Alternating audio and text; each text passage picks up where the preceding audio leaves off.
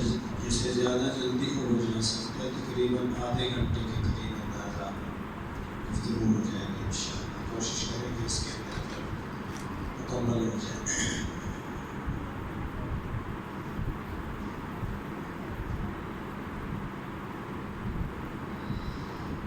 ان الحمد للہ والصلاة والسلام على من لا نبی بعدہ وقل جاء الحق وزهق الباطل ان الباطل كان زهوقا، اور حق آ گیا، باطل مٹ گیا، باطل مٹنے ہی والا تھا۔ آج کی گفتگو کے اندر آپ احباب کے سامنے جو چند باتیں عرض کرنے کا ارادہ ہے، فتح مکہ کے حوالہ سے چند باتیں آپ کے سامنے رکھنے کی کوشش کروں گا۔ یہ وہ عظیم موقع تھا، خوشی بھی بہت تھی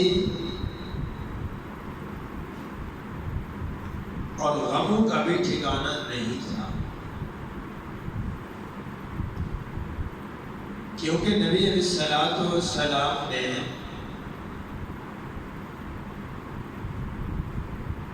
جب مکہ مکرمہ سے مدینہ طیبہ کی طرف ہجرت کی تھی، وہ لمحات، وہ زندگی کی مشکل ترین گھڑیاں، اور پھر ہجرت سے قبل مکہ مکرمہ کی سرزمین کے اوپر نبی علیہ السلام کے جانثاروں کا اللہ کی رضا کے لیے جام شہادت نوش کرنا، یہ ساری چیزیں سامنے تھیں۔ یہ واقعہ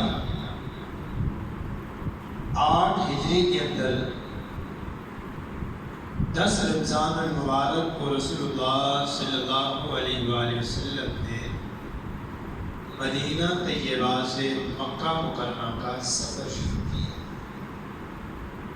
اور یہ سفر 10 دن کا طویل سفر رہا ہے۔ 10 دن کے طویل سفر کے بعد مشکلات، مسائل، یہ ساری چیزیں ان 10 دنوں کے اندر رہی۔ 20 یا 22 رمضان المبارک کو نبی علیہ السلام نے کعبۃ اللہ کی چوکھٹ پر کھڑے ہو کر اللہ کی توحید کا جھنڈا بلند کیا، اور آپ علیہ السلام نے اس آیت مبارکہ کو پڑھا، قل جاء الحق وزهق الباطل ان الباطل كان زهوقا، کہ باطل مٹ گیا اور باطل مٹنے والا تھا، حق آ گیا ہے۔ یہ سفر کچھ اس طرح شروع ہوا، رسول اللہ صلی اللہ علیہ وآلہ وسلم مکہ مکرمہ کی طرف،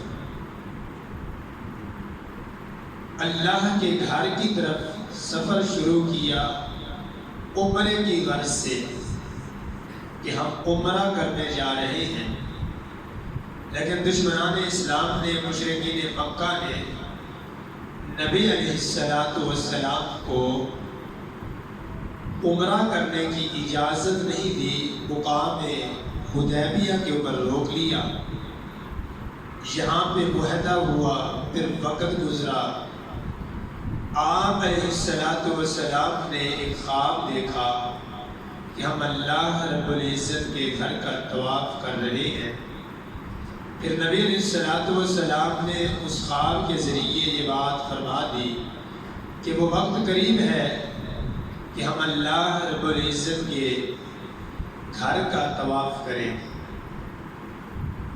اب جو معاہدہ مشرکین مکہ نے کیا تھا، انہوں نے اس وعدے کی پاسداری نہیں کی، اس وعدے کو انہوں نے توڑا۔ ام المؤمنین سیدہ طیبہ طاہرہ امی عائشہ رضی اللہ تعالیٰ عنہ فرماتی ہے رسول اللہ صلی اللہ علیہ وآلہ وسلم نے وضو کیا، آپ نماز کے لیے وضو کر کے فارغ ہوئے تو فرمایا کہ ان لوگوں نے اللہ رب العزت کے ساتھ، اللہ کے نبی صلی اللہ علیہ وسلم کے ساتھ کیا ہوا وعدہ توڑ دیا ہے۔ میں نے کہا اللہ کے رسول صلی اللہ علیہ وآلہ وسلم، قریش کی اتنی ہمت، اتنی جرت کہ انہوں نے کیا ہوا وعدہ توڑ دیا؟ کہا عائش، اس وعدے کے توڑنے کے اندر بھی میرے اللہ کی بڑی حکمت ہے۔ یعنی کہ نبی علیہ السلام نے کوئی شکوے والا جملہ نہیں کہا، ان کے اوپر کوئی نبی علیہ السلام نے بہتان یا الزام تراشی یا برا بھلا کوئی ایسی بات نہیں کی، بلکہ فرمایا انہوں نے وعدے خلافی کی ہے، وعدہ توڑا ہے، لیکن اس میں بھی میرے اللہ کی حکمتیں ہیں۔ اللہ تعالیٰ بہتری والا معاملہ کرے گا، مسلمانوں کے لیے میرا اللہ بھلائی والا معاملہ کرے گا۔ اور وہی بات ہوئی کہ مسلمانوں کے لیے اللہ تعالیٰ نے بھلائی والا معاملہ کیا۔ نبی علیہ السلام نے جب یہ خبر سنی، آپ کو جب یہ اطلاع دی گئی کہ انہوں نے وعدے خلافی کی ہے، وعدہ توڑا ہے، آپ علیہ السلام تشریف لائے، اپنے اصحاب کو اکٹھا کیا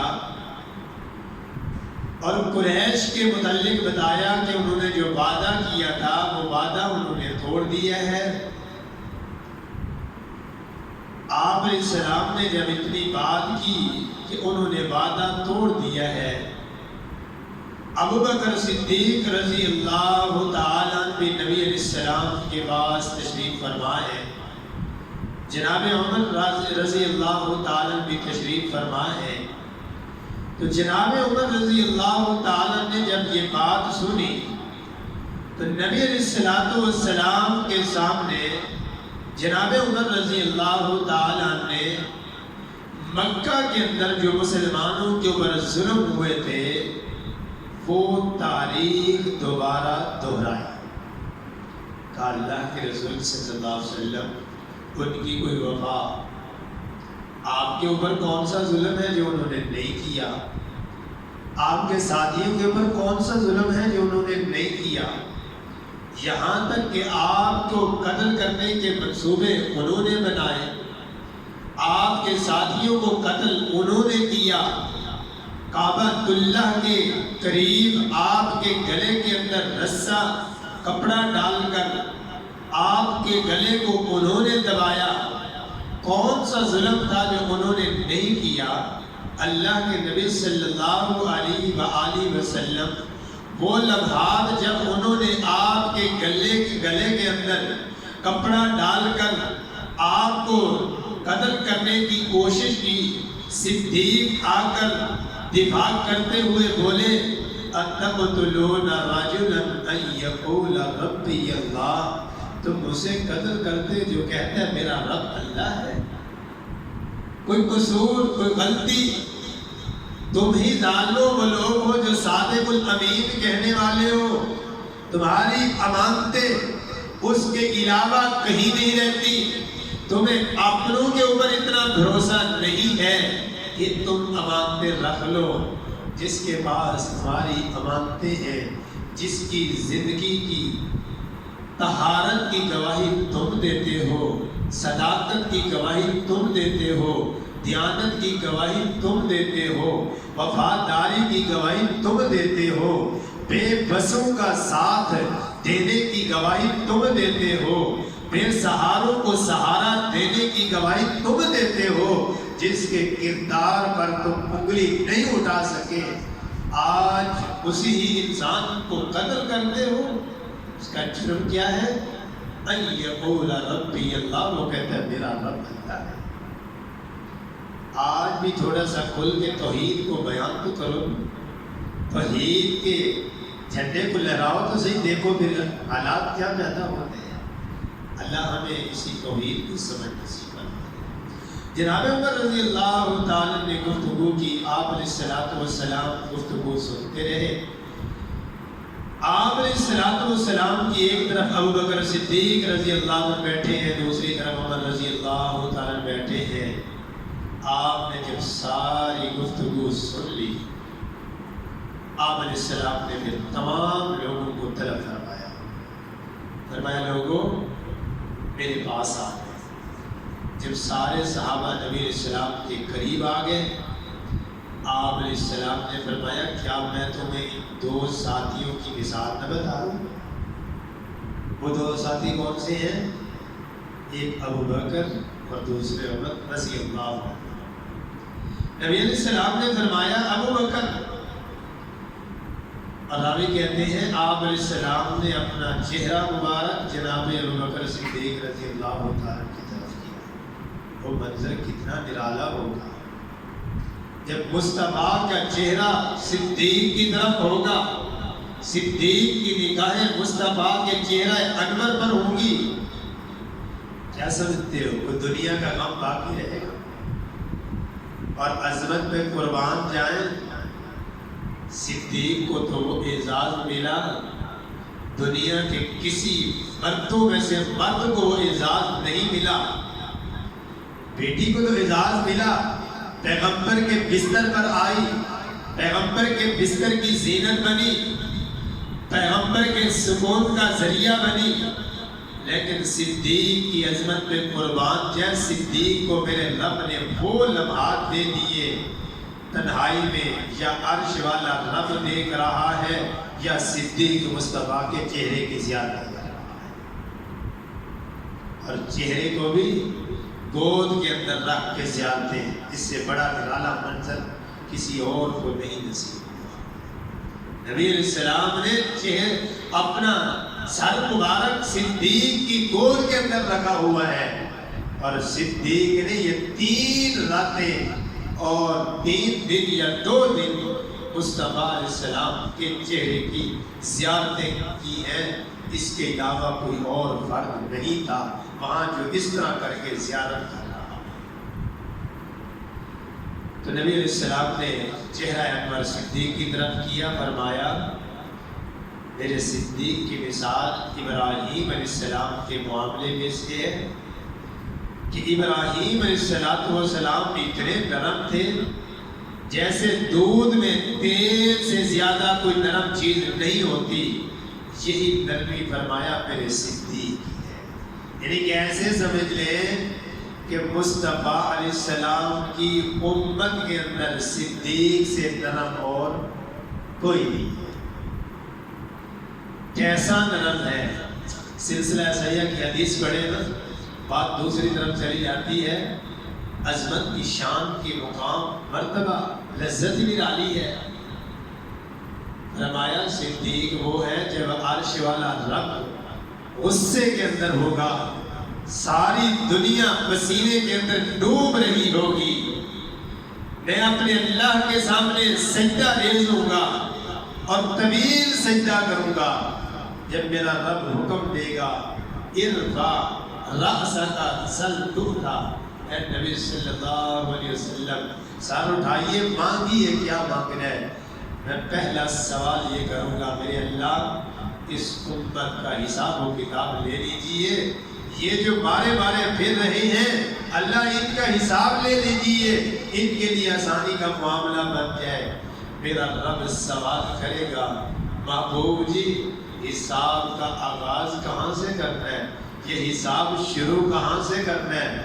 نبی علیہ السلام نے فرمایا جب میں اپنی دائیں طرف اس وقت دیکھوں گا تو صدیق میرے ساتھ کھڑے ہوں گے، میں پکڑ کے اپنے آگے کر دوں گا، کہوں گا میرے اللہ اور کوئی نہیں تو یہیں سے حساب شروع کر لیجئے۔ میرے پاک پیغمبر علیہ السلام نے فرمایا جب میں صدیق کو آگے کروں گا میرے اللہ کا غصہ ہی ٹھنڈا ہو جائے۔ اللہ ایسے عظیم پیغمبر کے ساتھی کی سچی محبت نصیب فرمائے۔ وہ دل ہی کیا جس دل میں صدیق کی محبت نہ ہو، وہ ایمان ہی کہاں ہے؟ وہاں ایمان ہے ہی نہیں جہاں صدیق کی محبت، صدیق کے ایمان کی صداقت موجود نہیں جس دل کے اندر۔ پیغمبر اسلام نے فرمایا میرے رب کا غصہ ٹھنڈا ہو جائے گا۔ اللہ فرمائیں گے محبوب جی کس بندے کو آگے کیا، اس کی زندگی کے کون سے حصے کا حساب لے لوں، یہ تو بغیر حساب کے میری جنت کا مالک مہمان ہے۔ تو میں عرض کر رہا تھا نبی علیہ السلام نے جناب ابو بکر صدیق رضی اللہ تعالیٰ کی نرمی کی مثال دے کر سمجھا دیا کہ صدیق وہ نرم طبیعت والا ہے جیسے دودھ کے اندر تیل ڈال دو، فرمایا اس سے دودھ کے اندر اور نرم کی چیز کوئی نہیں جا سکتی، ایسے میرے صدیق کی نرمی ہے، صدیق سے نرم میری امت میں اور کوئی نہیں۔ پھر فرمایا کہ عمر رضی اللہ تعالیٰ کی طرف چہرہ کیا، فرمایا کہ عمر کی مثال نوح علیہ السلام کے معاملے جیسی ہے کہ وہ اللہ کے معاملے میں پتھر سے بھی زیادہ سخت تھے۔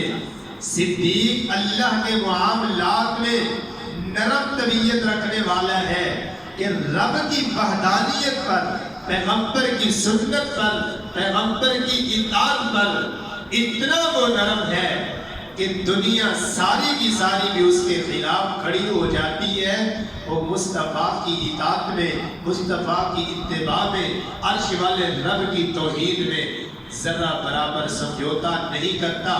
طبیعت کے اندر نرمی ہے لیکن رب کی توحید پر کوئی سمجھوتا نہیں۔ فرمایا عمر کی طبیعت سخت ہے جیسے پتھر سخت ہوتا ہے۔ فرمایا عمر اللہ رب العزت کی وحدانیت کے معاملہ میں، عمر جہاد کی تیاری میں، اللہ رب العالمین کے دین کی سربلندی کے معاملہ میں عمر سے بڑا سخت اور کوئی نہیں ہے۔ یعنی کہ یہ اللہ کے دین کے لیے وہ کسی سے سمجھوتا نہیں کرتا، چاہے اس کا اپنا جتنا کوئی قریبی کیوں نہ ہو۔ تو جب مشورہ کیا آپ نے ان کی مثال دی، ابو بکر کہنے لگے محبوب جی آپ حکم کریں ہم تیار ہیں۔ عمر کہنے لگے محبوب جی ہم تیار ہیں۔ کہا تیار ہو تو پھر تیاری پکڑو۔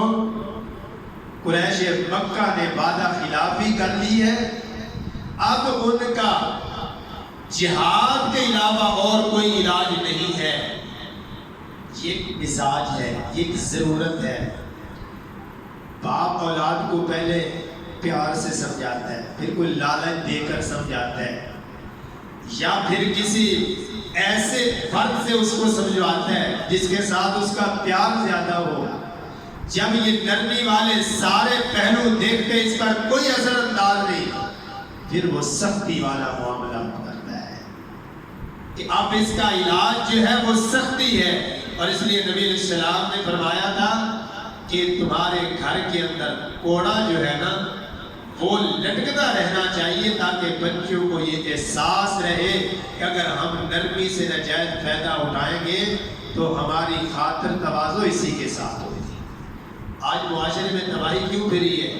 پیار پیار پیار پیار، ہر جگہ بھی ایک ہی جملہ، نہ اساتذہ کی عزت رہی، نہ ماں باپ کی عزت رہی، نہ دوستوں کی عزت رہی، نہ بڑوں کی عزت رہی، سب کچھ ختم ہو گیا، ایک ہی جملے نے کر کے رکھ دیا۔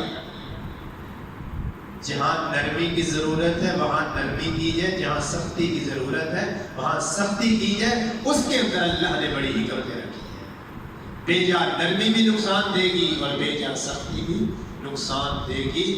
آج کل یہی وجہ ہے کہ دین سے دور ہونے کا نتیجہ رسوائی کے علاوہ اور کچھ نہیں۔ اللہ ہمیں دین کی سمجھ نصیب فرمائے۔ تیاری ہو گئی، تیاری پکڑ لی، 10 رمضان المبارک ہے۔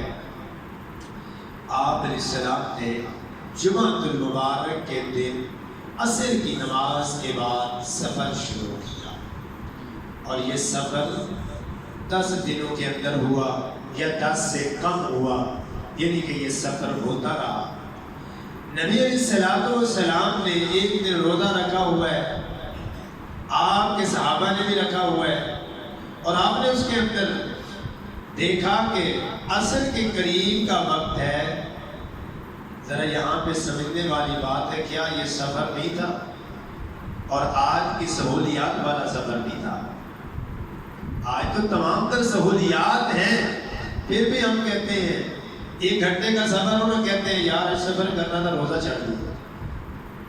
حالانکہ یہ کوئی اتنا بڑا عام روٹین کا سفر ہے، 1 گھنٹہ نہیں لگتا، انسان آتا جاتا ہے ایک جگہ پہ اور روزہ چھوڑ دیتا ہے، کہتے ہیں میں نے تھوڑا سفر کرنا تھا اس لیے روزہ چھوڑ دیا۔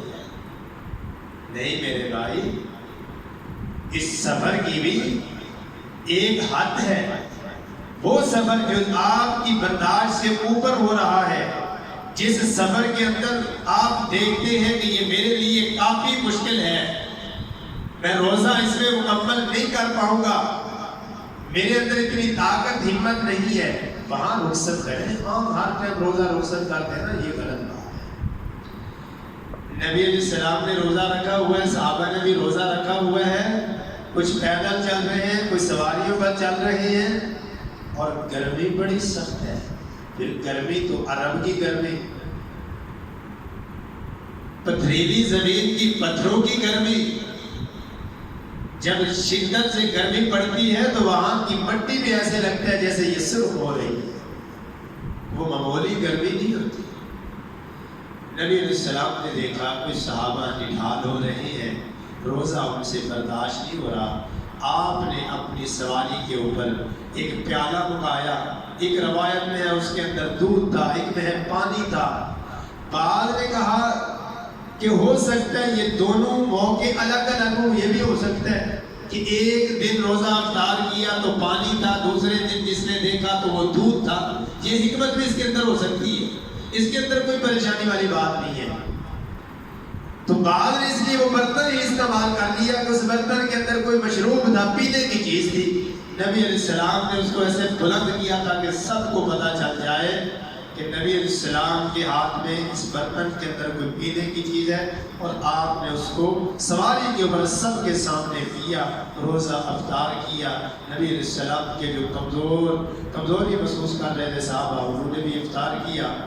کچھ نے کہا بھئی جو کمزور تھے انہوں نے کر لیا، اب بات یہ ہے کہ ہم ابھی برداشت رکھتے ہیں، ہم افطاری کریں گے مغرب کو جا کے۔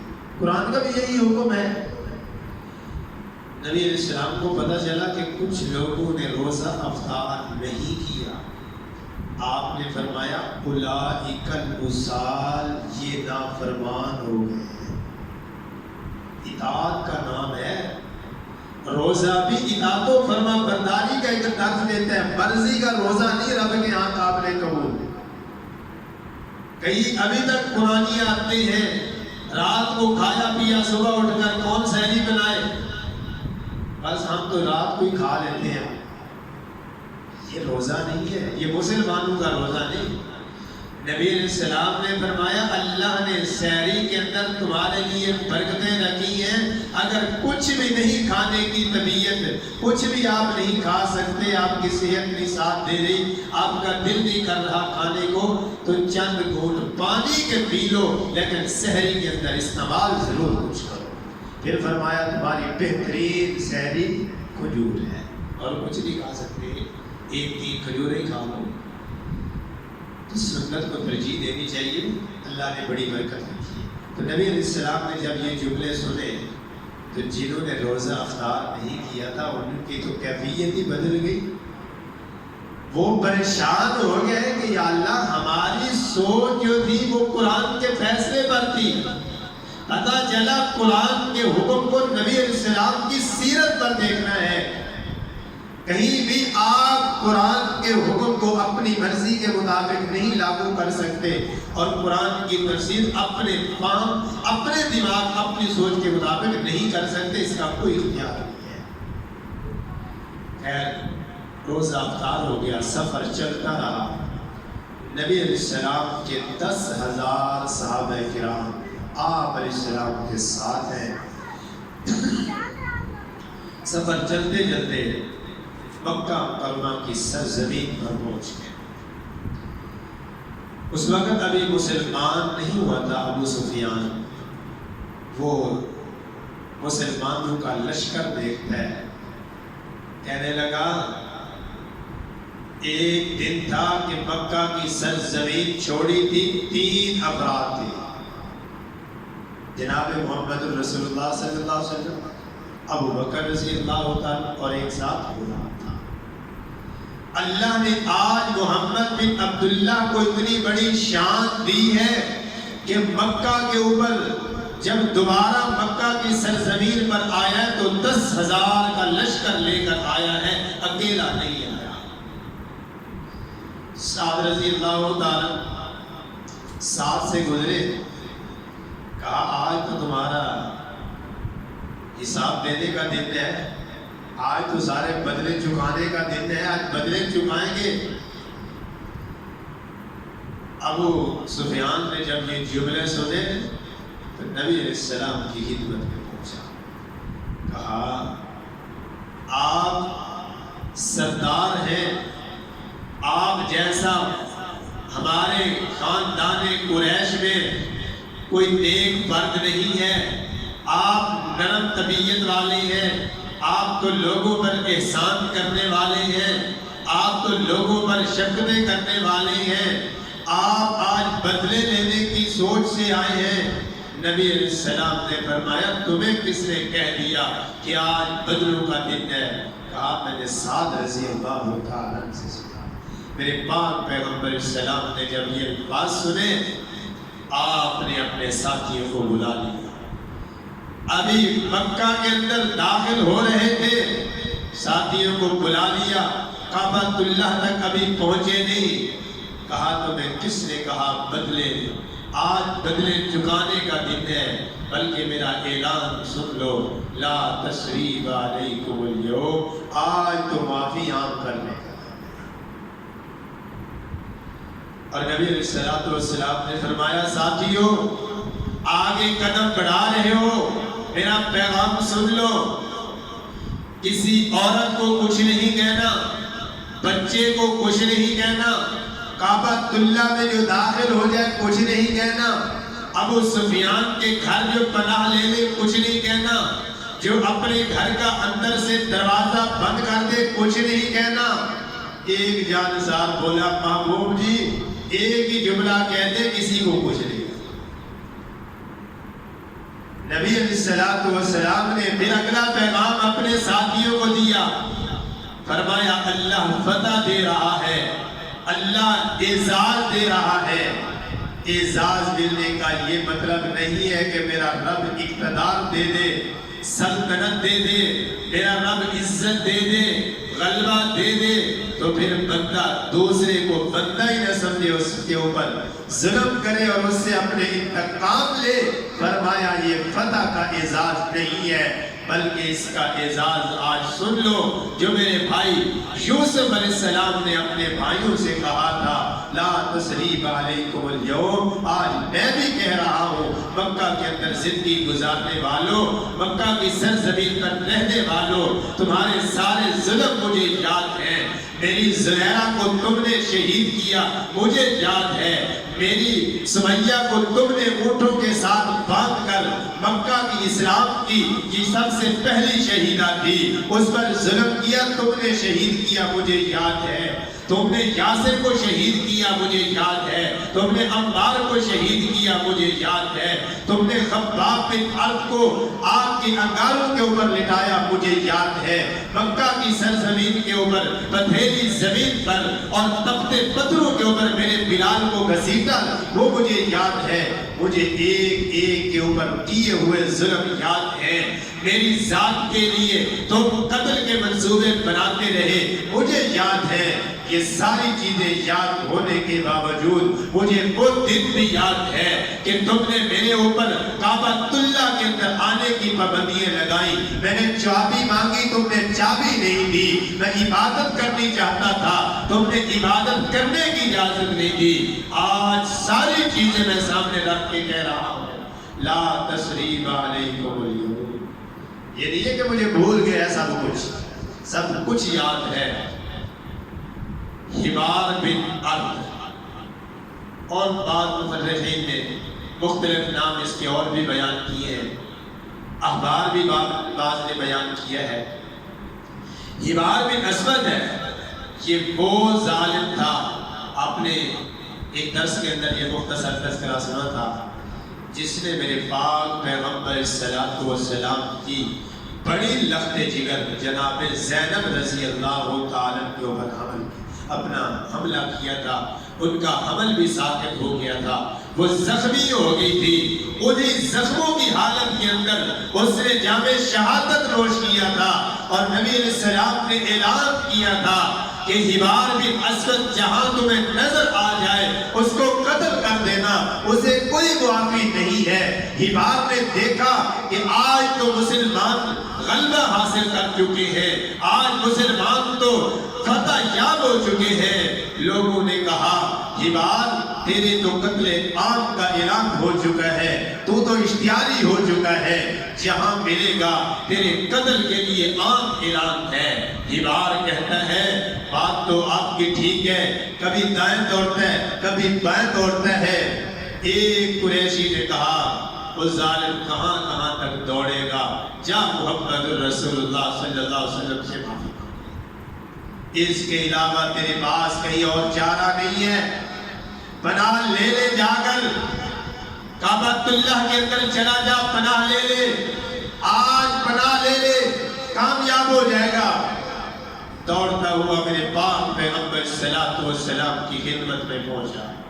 کہا اللہ کے نبی صلی اللہ علیہ وسلم مجھے معاف کر دیجیے، میں وہی بدبخت ہوں جس نے آپ کی بیٹی کو شہید کیا تھا. آج میں معافی کی امید لے کر آیا ہوں، آپ نے معافی کا عام اعلان کر دیا ہے. کیا سمجھتے ہو میرے پیغمبر کے دل کے اوپر چوٹ دی ہے؟ کیا آپ کے زخم تازہ نہیں ہوئے؟ نبی علیہ السلام کی آنکھوں سے آنسو آ گئے. فرمایا ہبار آج بھی میری بیٹی کا وہ تڑپتا ہوا جسم میرے سامنے ہے، میری بیٹی کا بہتا ہوا خون آج بھی میرے سامنے ہے.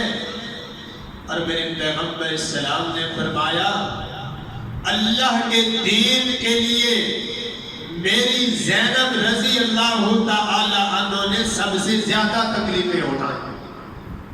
لیکن پیغمبر کی اولاد میں رب کے دین کے لیے سب سے زیادہ تکلیفیں اٹھانے والی جناب زینب رضی اللہ تعالی، اور یہ سب سے بڑی بیٹی تھی. میرے اللہ نے جناب خدیجہ رضی اللہ تعالیٰ کے بدن سے میرے پیغمبر کو 4 بیٹیاں اور 2 بیٹے عطا فرمائے تھے. یہ سب سے بڑی بیٹی تھی. میرے پیغمبر کی بیٹیوں کا ادب احترام ہم سب کے اوپر فرض ہے. اور یاد رکھیے جس طرح جناب فاطمہ الزہرا رضی اللہ تعالیٰ کی محبت میرے اور آپ کے دل کے اندر ہے، اگر جناب زینب کی محبت دل میں نہیں، جناب رقیہ کی محبت دل میں نہیں، جناب ام کلثوم کی محبت دل میں نہیں ہے، تو اکیلی فاطمہ کی محبت میرے تیرے ایمان کو کبھی مکمل نہیں کر سکتی. آج کسی بندے کو کہہ دو کہ تیریاں بیٹیاں تیریاں نہیں ہے، صرف تیری ایک ہے، بتائیے وہ کیا سلوک کرے گا؟ تمہیں چھوڑ دے گا؟ یا محمد رسول اللہ صلی اللہ علیہ وآلہ وسلم کی بیٹیوں کے اوپر شک کرنے والے، آپ کی بیٹیوں کو آپ سے دور کرنے والے، رشتے ختم کرنے والے، کیا رب کی عدالت نہیں لگنی؟ میرے پاک پیغمبر السلام کی آنکھوں سے آنسو ہیں. کہا ہبار جا تو معافی مانگنے آیا، میں نے تمہیں معاف کر دیا. اس سے بڑی اور کوئی معافی میرے اور آپ کے سامنے آئے گی؟ آگے چلیے، اعلان عام ہو گیا ہے، معافی چلتی جا رہی ہے. ایک وہ بدبخت ہے جو کعبۃ اللہ کے غلاف کے اندر چھپا ہوا ہے، اور وہ ہے میرے پاک پیغمبر السلام کا گستاخ. آج سوشل میڈیا کے اوپر بیٹھتے ہیں، عوام کو خوش کرنے کے لیے گفتگو جاری ہوتی ہے، اور بڑی بڑی طویلیں ہوتی ہیں، نام کے ساتھ القابات بھی بڑے بڑے ہیں. قرآن کی اس آیت کو بیان کیوں نہیں کرتے؟ اس واقعے کو بیان کیوں نہیں کرتے؟ مصطفیٰ کے گستاخ کے لیے میرے رب نے معافی نہیں رکھی، حالانکہ اعلان عام تھا جو کعبے میں چلا جائے معافی ہے، جو کسی کے اپنے گھر کے اندر دروازہ بند کر دے معافی ہے، ابو سفیان کے گھر چلا جائے معافی ہے۔ یہ وہ شخص ہے جو کعبۃ اللہ کے غلاف کے پیچھے چھپا ہوا ہے میرے پاک پیغمبر السلام کا گستاخ۔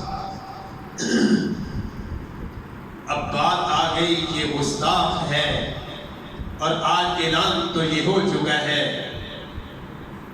کہ جو جہاں آ جائے گا اس کو معافی ہے۔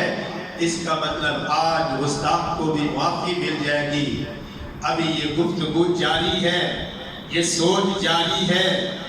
میرے رب نے آسمان سے قرآن اتارا، میرے پاک پیغمبر السلام کے سینہ اطہر پر، آپ کے قلب اطہر پر قرآن اتارا۔ ملعونین اینما ثقفوا واخذوا وقتلوا تقتیلا، سنت اللہ بالذین خلو من قبل ولن تجد لسنت اللہ تبدیلا۔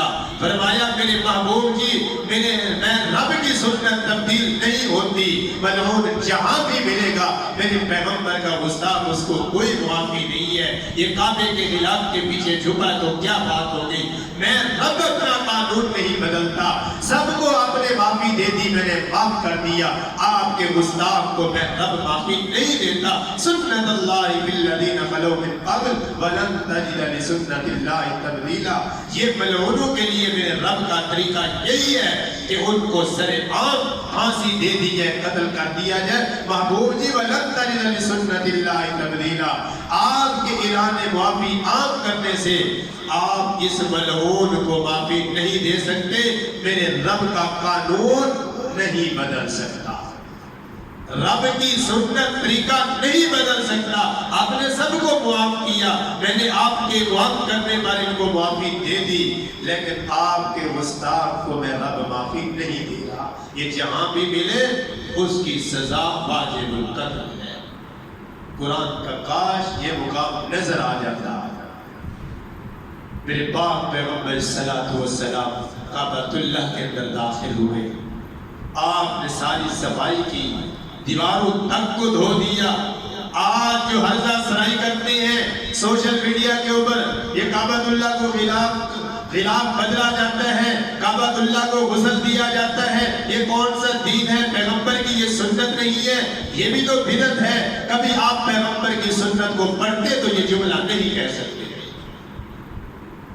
میرے پیغمبر نے کعبۃ اللہ کو اپنے ہاتھوں سے دھویا، صاف کیا، تصویریں ختم کی۔ آپ علیہ السلام کے ساتھ آپ کے نواسے تھے جناب علی بن ابو العاص رضی اللہ تعالی، آپ کی بڑی لخت جگر جناب زینب رضی اللہ تعالی کے بیٹے۔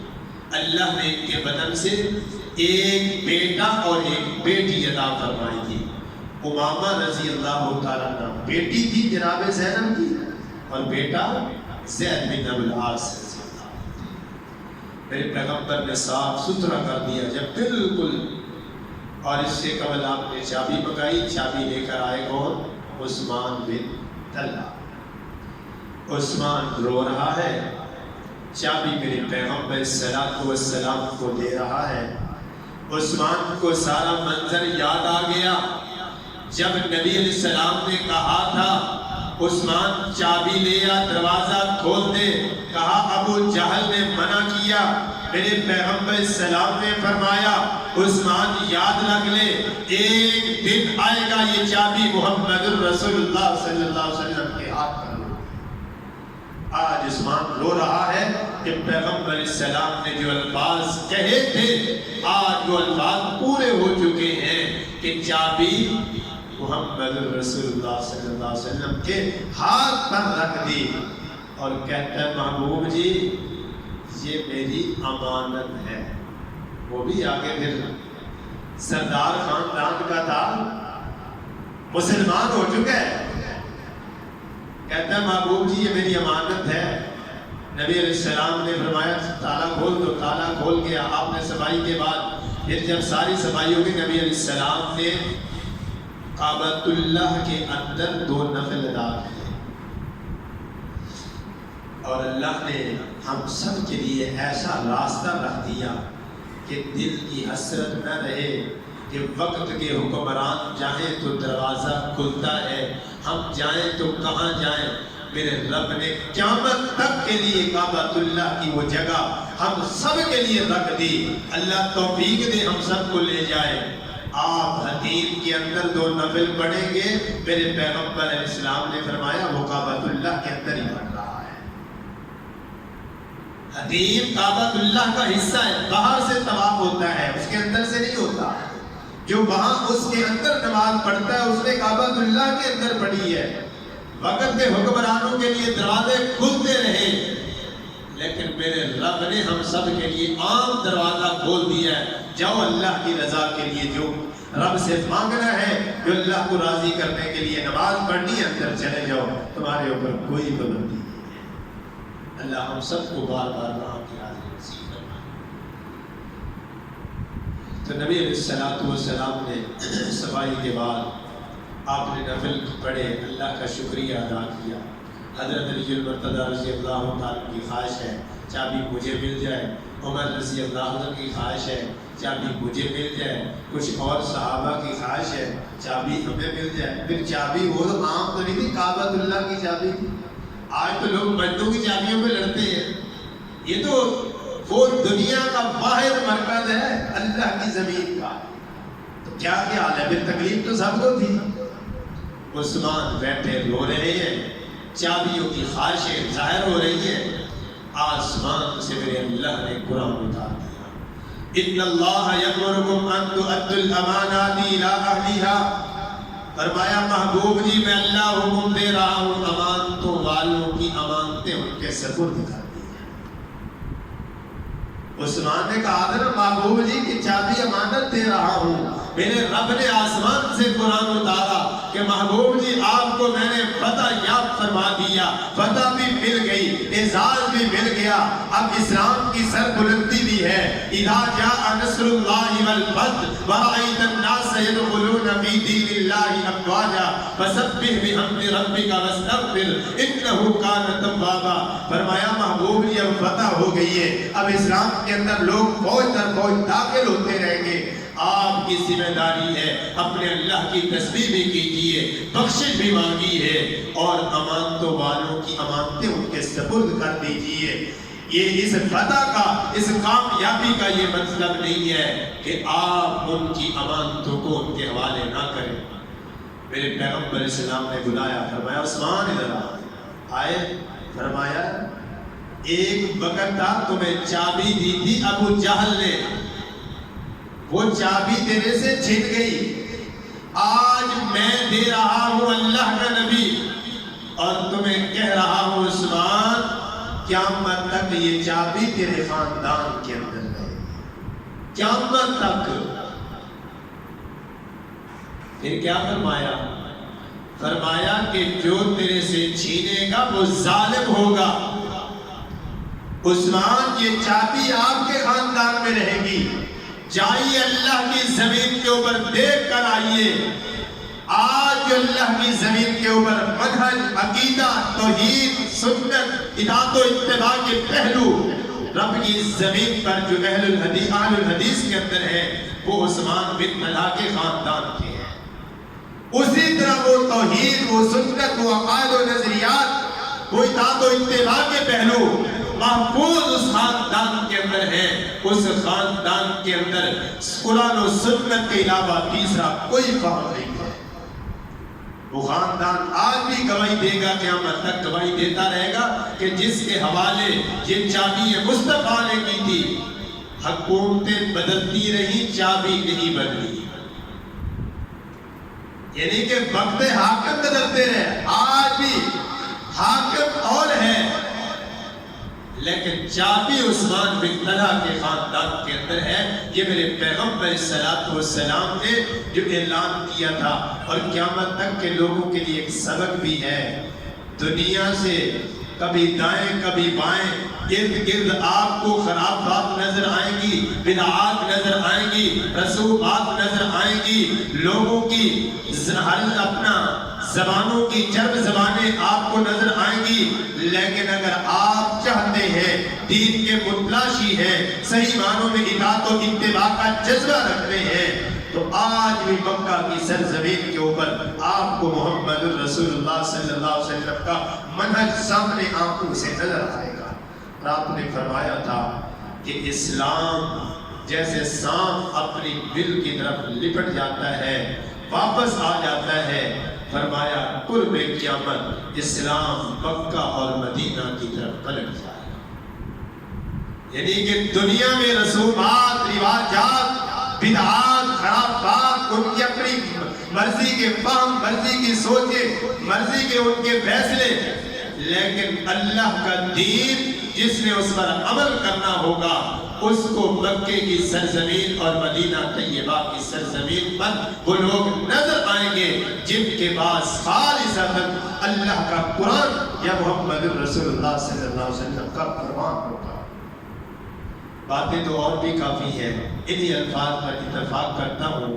فتح مکہ کا جو اصل درس ہے وہ ہے بردباری، حوصلہ، ہمت، برداشت، دوسرے کو معاف کر دینا اور اللہ کے دین کے اصولوں کو سمجھنا، اپنا ہو یا بیگانہ ہو، اس کے لیے جو رب کے قرآن کا فیصلہ اس کو تسلیم کرنا اور اللہ کی وحدانیت کا اقرار کرنا، خود کو عاجزی اور انکساری کے اندر رکھ کے اپنے رب کی اطاعت کے اندر رب کے حکموں کے اوپر چلنے کو ترجیح دی جائے، پیغمبر صلی اللہ علیہ وسلم کی سیرت کو اپنایا جائے، اسی کے اندر ہی کامیابی ہے۔ اور دوسرا سبب یہ ہے کہ انسان مایوس نہ ہوا کر، زندگی کے اندر مشکل لمحات آ جاتے ہیں، مشکل دن آ جاتے ہیں، مشکل گھڑیاں آ جاتی ہیں، ایک دن آتا ہے میرا رب پھر ان مشکلوں کو دور کر دیتا ہے، ان غموں کو خوشیوں کے اندر بدل دیتا ہے۔ اگر مایوس ہوئے گا تو نہ دنیا میں عزت پا سکے گا، نہ آخرت میں عزت پا سکے گا۔ مایوسی جو ہے وہ تیرے لیے دنیا کے اندر بھی تباہی کا ذریعہ بنے گی، آخرت کے اندر بھی تباہی کا ذریعہ بنے گی۔ اور یہ مایوسی کے حالات ہوتے ہیں کہ انسان مایوس ہو جاتا ہے، اس حد تک گر جاتا ہے کہ خود کشی کر لیتا ہے۔ وہ سمجھتے کہ شاید اسی کے اندر میرے لیے بہتری ہے، اسی کے اندر شاید میں کامیاب ہو جاؤں گا۔ نہیں میرے بھائی، کامیابی اس میں نہیں ہے۔ کامیابی ہے اپنے اللہ کے ساتھ اپنے تعلق کو مضبوط کرنے میں، اپنے اللہ کے ساتھ لو لگانے سے، اپنے اللہ کے ساتھ اپنی ساری سوچیں، فکریں، محبتیں اپنے اللہ کے تابع کر دے۔ اللہ دنیا میں بھی عزت دے دے گا، اللہ آخرت میں بھی عزت دے دے گا۔ اللہ سے دعا ہے جو چند باتیں عرض کی ہیں، اللہ مجھے اور آپ کو عمل کی توفیق عطا فرما دے۔ اقول قولی ھذا والحمد للہ۔